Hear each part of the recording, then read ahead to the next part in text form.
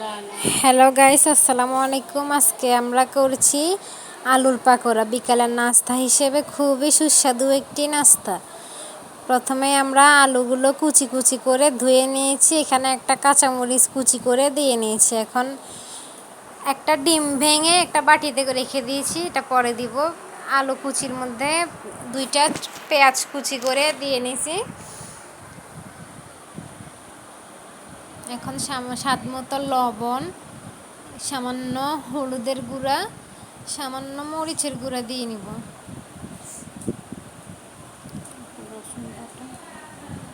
এখন এখানে এক প্যাকেট ম্যাগি মশলা দিয়ে নিব। আপনাদের ইচ্ছে হলে দিতে পারেন, নাও দিতে পারেন, দিলে টেস্টটা একটু ভালো আসে। এখন দিয়ে দিলাম 1 টেবিল চামচ গরম মশলা গুঁড়া।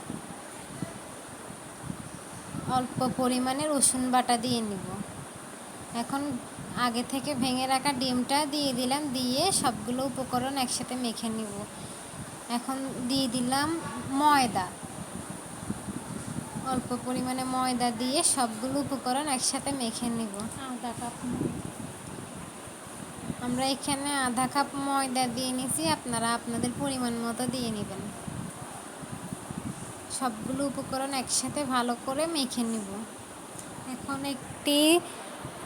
চুলায় একটি কড়াই বসিয়ে সেখানে তেল গরম করতে দিব। তেলগুলো গরম হয়ে গেলে আমরা মেখে রাখা আলুগুলো দিয়ে দিব।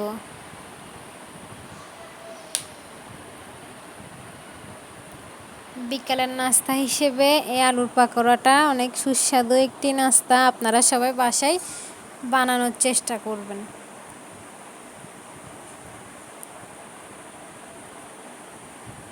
আমরা আলুগুলোকে একরকম শেপ করে দিয়ে নিলাম। আপনারা আপনাদের ইচ্ছা মতো শেপ করে দিতে পারেন, সমস্যা নেই।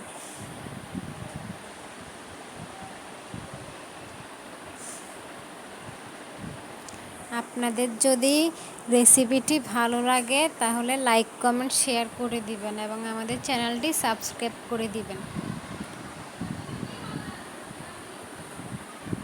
পাকোড়াগুলো এক পাশ ভাজা হয়ে গেলে আমরা উল্টিয়ে আরেক পাশ ভেজে নেব। এপাশ ওপাশ করে ভেজে নিয়ে পাকোড়াগুলো হয়ে গেছে। এখন আমরা নামিয়ে নেব। এভাবে সবগুলো পাকোড়া আমরা ভেজে নেব। খুবই সুন্দর হয়েছে। বিকালের নাস্তায় গরম চায়ের সাথে এরকম পাকোড়া খুবই ভালো লাগে।